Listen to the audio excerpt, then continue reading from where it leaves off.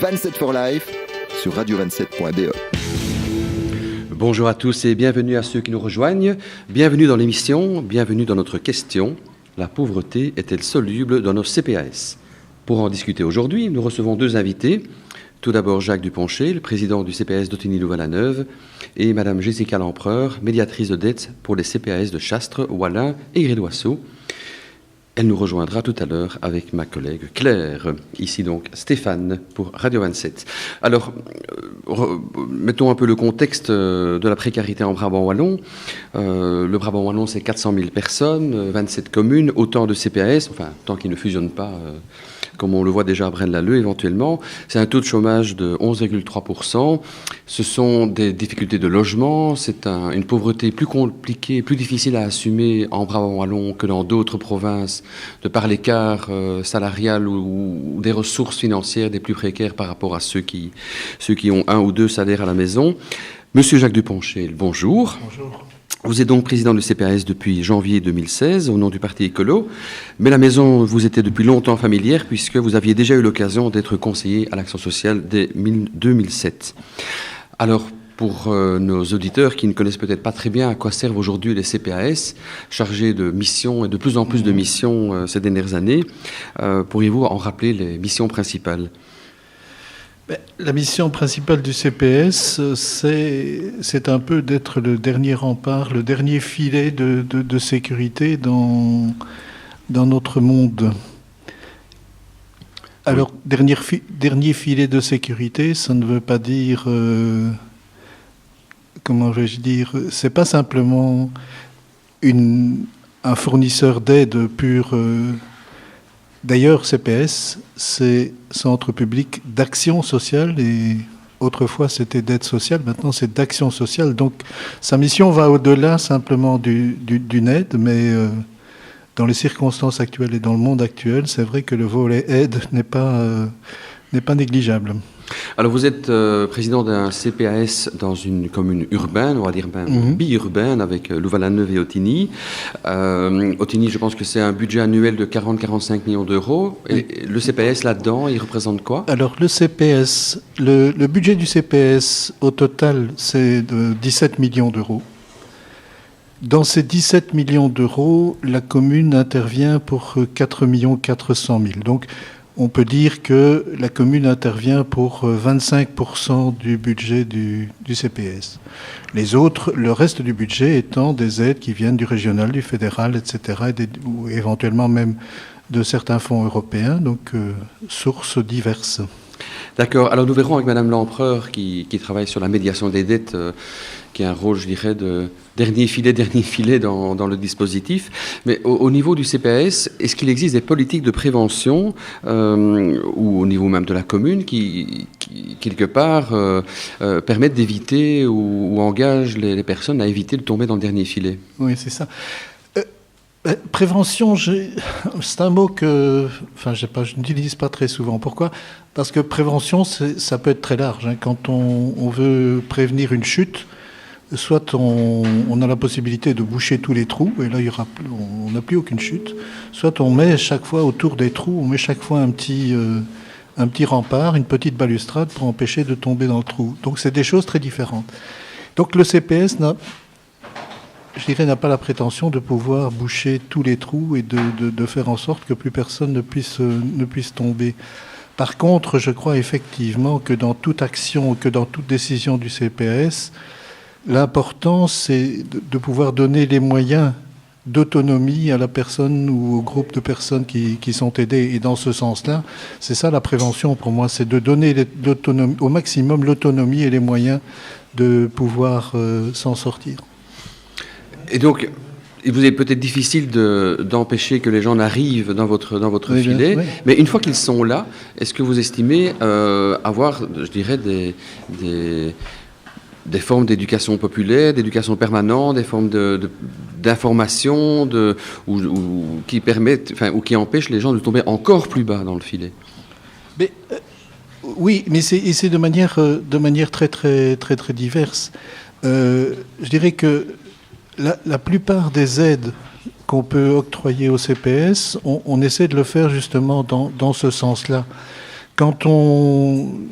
Bon, je dirais, par exemple, je donne un exemple, il y a tout un budget qui est prévu et qui est octroyé par le fédéral pour ce qu'on appelle l'épanouissement socio-culturel. C'est un grand mot.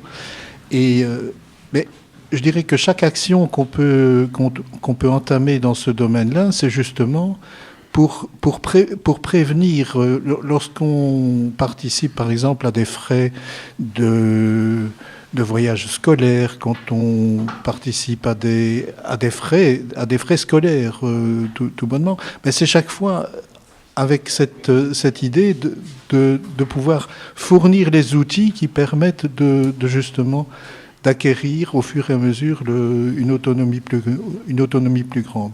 À côté de ça, on a certaines, mais il faut l'avouer, certaines activités collectives qui vont également dans ce sens-là, mais je dirais que c'est plus ou moins, c'est assez restreint.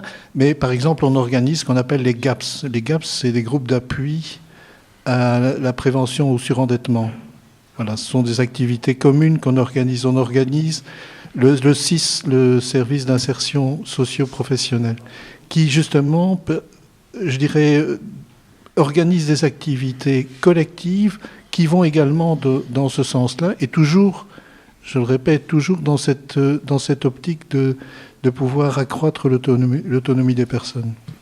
Alors vous avez par exemple des conseillers énergie, donc c'est des personnes oui. qui rendent visite dans les maisons, dans les logements pour justement accompagner les bénéficiaires de votre CPS à mieux, enfin à optimaliser leur chauffage, leurs moyens d'énergie, etc. Est-ce que c'est une disposition qui est intéressante? Est-ce qu'on ne pourrait pas par exemple l'étendre à un conseiller mobilité, à un conseiller alimentation, à un conseiller formation? Enfin ça je suppose que ça d'office, mais est-ce qu'il n'y a pas d'autres aspects de la vie ou un conseiller communication, quand on voit par exemple la mauvaise gestion des abonnements GSM de la part des personnes en précarité, est-ce qu'il n'y a pas d'autres champs, d'autres voies à explorer dans ce type d'accompagnement qui est à la fois curatif et préventif? Oui, il se fait que, oui, je n'ai pas de réponse comme ça immédiate à cette proposition. Je dirais que d'un côté, il ne faut pas donner au CPS toutes les missions dans tous les domaines. Et ici, évidemment, l'énergie, c'est un facteur qui est quand même encore différent des autres domaines que vous citez, parce que, l'énergie, dans la problématique globale, c'est un aspect important, mais tout à fait concrètement, c'est un aspect important dans les dépenses des ménages. On parlait de la cherté de l'habitat en Brabant wallon, mais on arrive parfois, comment je veux dire, à l'aberration que le loyer de l'habitation sociale, par exemple, est limité, mais il est doublé parce que les dépenses d'énergie sont là et que l'isolation n'est pas, même si elle s'améliore, je ne le nie pas, mais ajoute et double les salaires. Donc là, il y a vraiment, je dirais, un facteur d'urgence par rapport aux autres domaines éventuels, par rapport au GSM, par exemple. Enfin, si vous aviez un vœu en tant que président de CPAS par rapport aux autorités publiques, par rapport à l'enseignement, par rapport aux autres acteurs sociaux, au secteur associatif, quel serait-il? Qu'est-ce qu'on pourrait faire, nous en tant qu'associatifs, ou nous en tant que parents, ou nous en tant qu'enseignants, pour justement, quelque part, participer à cette politique de prévention et arriver à ce que les personnes aient vraiment toutes les capacités citoyennes que pour, quelque part, ne pas tomber dans vos filets? Mais moi, je vois un petit peu le CPS comme étant une partie d'un puzzle, une partie d'un réseau où chaque élément de ce réseau, effectivement, a un rôle à jouer et où il est important que tous ces éléments du réseau puissent communiquer entre eux. Et je crois que c'est un peu comme ça qu'on travaille au CPS. Au CPS, on n'a pas, je dirais, la prétention de pouvoir tout faire à tout endroit. Mais par contre, jouer avec ce réseau, par exemple avec l'ONE, puisqu'on en parlait, avec des AMO, avec d'autres associations, je crois que c'est ça la solution pour arriver à un résultat. Et chacun dans sa spécialité, chacun dans son domaine où il est efficace. Alors une question un peu technique, je reconnais, mais voilà, on parle beaucoup de la pauvreté infantile et les répercussions qu'a la précarité sur les plus jeunes, les enfants, etc. Et donc je me posais la question si votre personnel qui travaille en crèche, qui travaille dans le service de repas à domicile, enfin qui sont en contact direct avec vos bénéficiaires, est-ce qu'ils sont habilités, est-ce qu'ils sont formés à identifier les signes de détresse qui auraient des répercussions sur les enfants et comment ces signaux sont-ils traités et pris en charge? Est-ce qu'il y a une attention particulière en CPAS par rapport à la situation des enfants, des bénéficiaires? Oui. Disons que dans notre cas à Otigny-Louvain-la-Neuve, les crèches entre guillemets communales sont gérées par le CPAS. Et donc elles sont gérées vraiment dans cette optique-là où de manière très régulière, toutes les semaines, les puéricultrices, je dirais, se rassemblent, discutent des enfants, de la situation des enfants. Et c'est vrai que c'est là, dans l'observation quotidienne, qu'effectivement peuvent être décelés certains problèmes. Et là, lorsque je parlais réseau, justement, effectivement, en fonction du type de problème, bien, il sera fait appel, par exemple, à l'ONE ou un autre. Ça pourrait être aux âges de crèche, disons que c'est moins flagrant, mais ça pourrait être le SPJ, par exemple, à qui on ferait appel justement dans ces cas-là. Ok, merci Jacques Duponchel pour ce premier éclairage. Dans un instant, je recevrai Madame Jessica Maréchal. Oh, mais oui, pardon. Madame est montée en grade. Voilà. Oui. Médiatrice de dette en CPAS. Mais avant une petite pause musicale. Après Otigny, nous passons à Charleroi avec Bernard Lavilliers. Bonjour, bienvenue dans la deuxième partie de notre questionnement. La pauvreté est-elle soluble dans nos CPAS? Petite annonce pour nos auditeurs. Nous vous invitons donc à réagir sur nos émissions, à poser vos questions via le chat que vous trouverez sur le site www.radio27.be ou via notre chaîne YouTube. Et donc adressez-nous vos questions et nous nous efforcerons d'y répondre. La parole maintenant est à Claire. Voilà. Moi, je reviens vers Jessica Lempereur. Bonjour. Bonjour. Vous avez une formation d'assistante sociale et vous êtes actuellement médiatrice de dette pour les CPAS de Grédoisseau, Chastres et Wallin, ces deux dernières communes étant fortement rurales. Peut-être, comment devient-on médiatrice de dette dans un premier temps, qu'on comprenne À la base, je suis assistante sociale et donc il y a une formation supplémentaire qui est donnée pour avoir le titre de médiatrice de dette pour l'agrément qui est donné au CPAS pour le fonctionnement du service. Donc c'est une formation plus légale sur tout ce qui est crédit, les budgets, c'est ce qu'on rencontre tous les jours. Ok.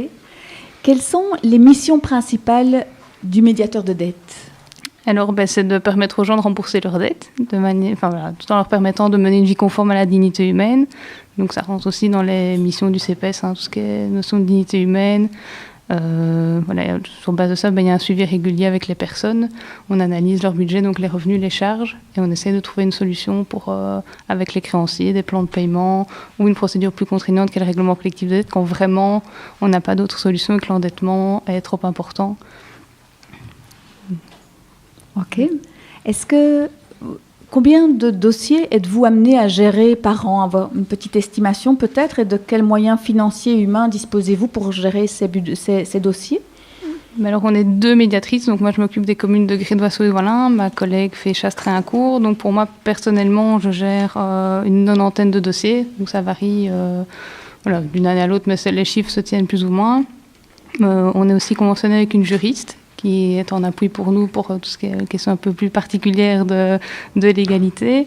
Mais au niveau des moyens financiers, on est subsidié par la région wallonne, mais pour être très honnête avec vous, l'argent des CPAS, moi je suis au quotidien avec les gens, donc tout ce qui est financement, je vois ça, je laisse ça à mes autorités. Parce que on a déjà assez de travail comme ça. Ok. De quelles mesures de remédiation disposez-vous ?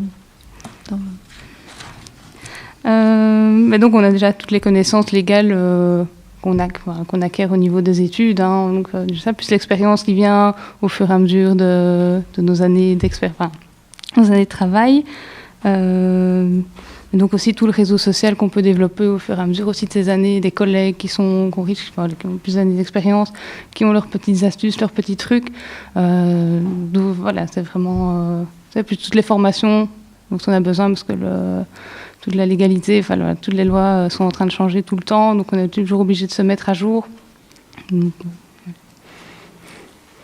Est-ce que la situation des enfants en remédiation de dette revêt une quelconque forme de priorisation ? Est-ce que les enfants font partie des priorités dans la gestion des dettes ou pas ? Comment ? Je veux dire que chaque dossier est prioritaire en tant que tel, qui est ou pas des enfants.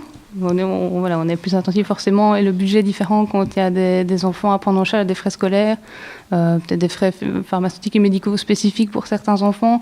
Donc voilà, forcément on y est attentif aussi.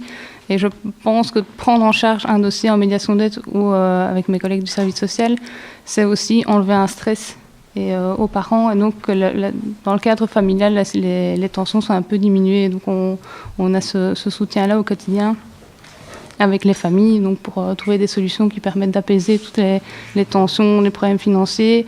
Et quand il y a des enfants, on essaye via des fonds qui existent. Donc, Monsieur le Président parlait des fonds d'épanouissement socioculturel. De mettre les enfants dans des stages, dans des plaines, dans des voyages scolaires, pour qu'ils ne soient pas exclus de tout ça. D'accord. Quelles idées de mesures de prévention proposeriez-vous aux instances, au CPAS, voire aux communes, qui, d'après vous, serait utile de mettre en œuvre en amont de votre travail ?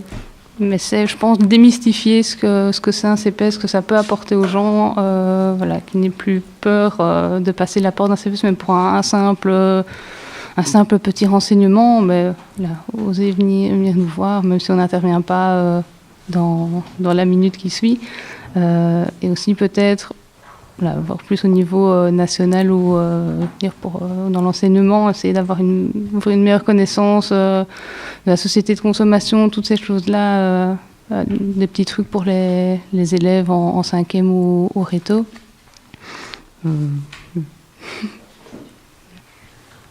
Vraiment, si vous aviez une baguette magique, il n'y a rien que vous pourriez demander à vos autorités de tutelle, à votre CPS. Il y a parfois toute une série de situations qui parfois pourraient être résolues ou prévenues plus tôt. Il n'y a rien qui vous titille à ce niveau-là. Le souci, c'est que parfois, la méconnaissance des CPS, des services qui existent, les gens viennent beaucoup trop tard chez nous. Donc, parfois, venir en premier renseignement, on sait que ça commence à être compliqué, on n'ose pas venir. Il y a la notion de honte, de venir demander de l'aide, de devoir prouver de sa situation financière, sociale, familiale, faire rentrer un professionnel dans tout ça. Donc c'est vraiment, s'il y avait cette connaissance, on a déjà fait des portes ouvertes au CPS, de faire venir tous les citoyens pour avoir cette discussion, pour essayer de faire connaître tout ce qu'on peut mettre en place, qui n'est pas forcément de l'aide sociale, pas forcément de l'argent, mais parfois un soutien, un suivi au niveau soit de médiation d'aide ou insertion socio-professionnelle, quand les gens sont un peu perdus au niveau des recherches d'emploi. Tout ça, mais vraiment, c'est une nouvelle connaissance des CPS. Monsieur Duponcher, donc, oui. Est-ce que vous êtes interpellé par ce que Madame l'Empereur a dit ? Est-ce que cette démythification ou démystification du CPS est-elle possible ? Est-ce qu'il y a moyen d'avoir un dialogue avec la population pour mieux faire connaître les services du CPAS ? Est-ce que vous disposez ou est-ce que vous allez disposer d'un site internet ou bien est-ce qu'il y a des outils qui permettent vraiment de faire comprendre aux gens qu'ils ne doivent pas y aller au dernier moment ? Tout à fait. Tout à fait. Je crois que c'est vrai qu'au niveau de l'information, maintenant, il existe des outils qui, il y a 15 ans ou 20 ans, n'existaient pas. Et je crois que c'est important de les mettre en œuvre. On y travaille. C'est lent parce que, je dirais, les budgets doivent suivre et surtout les équipes qui doivent s'occuper du projet doivent suivre. Mais effectivement, en tout cas, c'est un de nos objectifs, c'est justement d'améliorer cette information via un site internet qui est vraiment convivial et qui réponde déjà à une série de questions. Et en parlant ici, en réfléchissant, je crois effectivement que la méconnaissance du CPS dans la population est quelque chose qui est un obstacle majeur. Donc je crois qu'il faut que le CPS doit être connu et considéré comme effectivement un élément disponible pour l'ensemble de la population. Et je pensais à une expérience de la semaine passée, que j'ai vécue la semaine passée. Quelqu'un qui s'était adressé au CPS en se rendant compte qu'en fait les revenus étaient disponibles, etc. Mais ce qui coinçait, en fait, c'était de savoir à quelle porte frapper pour résoudre le problème. C'était un problème d'endettement, etc. Et c'était un endettement tout à fait accidentel. Mais à qui s'adresser pour essayer de se sortir de la population? Parce qu'alors, avec la crainte que, je dirais, que l'entraînement fasse que la maison devenait en danger, la voiture était en danger, etc., ce danger. Mais où aller? Alors que c'est vrai qu'aller sonner sur la porte où il y a un grand écriteau avocat en doré, etc., c'est peut-être pas la première chose à laquelle on pense. Donc ce service juridique de première ligne, moi je crois que c'est en tout cas, on l'a instauré au CPS d'Ottignies-Louvain-la-Neuve, ça rencontre vraiment une attente et je crois qu'on doit aussi encore l'accentuer. D'accord. Une question nous arrive par tablette ici à la table de discussion. Elle est un peu subversive, un peu discursive. Je vous la livre telle qu'elle. Voilà Patrick qui nous demande: est-ce que le CPAS n'a pas intérêt à maintenir la pauvreté afin de garder son utilité? C'est la question de la solubilité de nouveau. Est-ce que vous avez pour vocation de disparaître ou pas? Moi, c'est mon grand souhait. Quand on me demande ça va au CPS, je dis je te dirais que ça va au CPS le jour où je pourrai le fermer. Voilà. Madame Lampreux, vous avez le sentiment d'être utile, de rencontrer les besoins, d'apporter des réponses? Tout à fait. On est, à la base, ce service de médiation de dette et la médiation de dette a été créé pour aider les gens à continuer à consommer. Et donc, pour cette société de consommation, de pouvoir continuer à faire des crédits. Donc, c'est parti de là. On existe parce qu'on vit dans une société de consommation, qu'il faut faire des crédits pour acheter une voiture, acheter une maison, mais aussi des biens. Des gens qui font leurs courses à crédit parce que c'est disponible. Vous allez dans certaines enseignes où c'est très facile d'avoir accès à ce genre de choses, mais c'est pour continuer à consommer, avoir faire partie de la société, avoir vraiment les biens et services dont on a envie à tout moment. Donc on a cette utilité-là, mais pour vraiment éviter le raccourci, dans mes dossiers, il y a très peu maintenant de personnes qui ont des problèmes de crédit. Donc c'est vraiment tout ce qui pèse dans les dossiers actuellement, c'est tout ce qui est lié à l'énergie, les logements et les soins de santé. Donc on n'a pas ce préjugé de la personne qui flambe à tout va et qui fait des crédits tous les lundis pour payer ses courses. Donc c'est vraiment les charges courantes qui commencent vraiment à peser. Donc voilà, c'est... Bien, merci d'avoir... Oui, tout mais dernier mot. Aussi le piège de la société de consommation. Combien de fois on essaie de réduire, par exemple, le budget GSM, puisqu'on en parlait, et qu'on est dans l'obstacle parce que les gens se sont fait prendre au piège du GSM à 9 €, sans se rendre compte qu'évidemment, ça les empêchait de changer d'abonnement pendant 2 ans, sinon ils devaient payer la totalité. Ça, c'est les pièges de la société de consommation. Voilà, nous sommes de nouveau dans des questions de prévention et d'éducation à la Absolument. consommation. Voilà, l'émission touche à sa fin. Merci Jacques Duponchel, merci Madame Lampreur d'avoir été avec nous. Les conseils de CPAS seront installés tout début janvier. Monsieur Duponchel cédera alors sa place à Madame Marie-Pierre Lowal pour le parti Avenir CDH. Dans quelques instants, après le mot de la fin donné cette fois-ci par Aurélie, une capsule des Croqueuses et une chanson toujours d'actualité pour tous les acteurs sociaux, Utile, de Julien Clerc. À bientôt. Le CPS n'est pas simplement un fournisseur d'aide, mais vu le contexte actuel, l'aide se fait au quotidien. Pour ce qui est de la pauvreté infantile, les crèches communales, gérées par le CPS, sont habilitées à déceler les problèmes qui pourraient toucher les enfants. Dans toute décision du CPS, la prévention consiste à donner le maximum d'autonomie et de moyens aux personnes dans le besoin. Cela se fait lors d'activités collectives ou individuelles. Cela passe aussi par la visite d'un conseiller énergie au domicile des personnes qui le souhaitent. D'autres aides sont actuellement en développement. Mais comme l'a rappelé Jacques Duponchel, le CPS n'est qu'une partie du puzzle social qui constitue notre société. Il est important que chaque pièce de ce puzzle connaisse les rôles de chacun afin qu'elle redirige les personnes en difficulté vers les bons acteurs.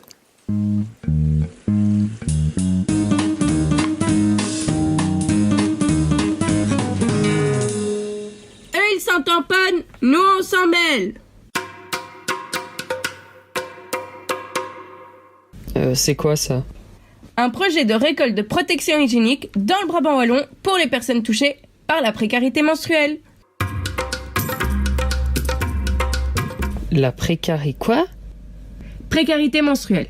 C'est quand les personnes qui ont de faibles revenus doivent prévoir un budget assez conséquent pour pouvoir se procurer des protections hygiéniques. Bah oui, ça coûte pas rien les protections hygiéniques. Parce qu'on peut être sûr que si les hommes se mettaient tout d'un coup à avoir leurs règles, il faudrait pas un mois pour que ce soit gratuit ou remboursé par la Sécu.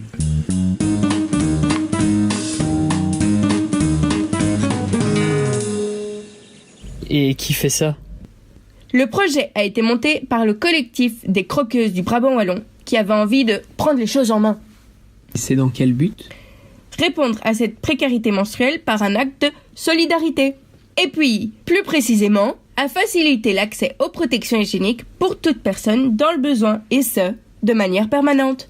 D'ailleurs, toutes les récoltes seront redistribuées aux personnes qui sont touchées par cette précarité. Génial, et ça se passe où ? Dans un premier temps, vous pouvez venir aujourd'hui, 19 décembre, déposer des protections hygiéniques ici à Radio 27. Ensuite, nous cherchons encore des lieux qui pourraient accueillir de manière permanente une récolte de protection hygiénique. Nous pensons notamment à des ASBL en contact avec un public précarisé, les CPAS, les hôpitaux, pourquoi pas des maisons de jeunes et encore plein d'autres. Donc, si vous êtes intéressé, vous pouvez nous contacter à l'adresse mail suivante, lescroqueuses@gmail.com. Ils sont en panne, nous on s'en mêle.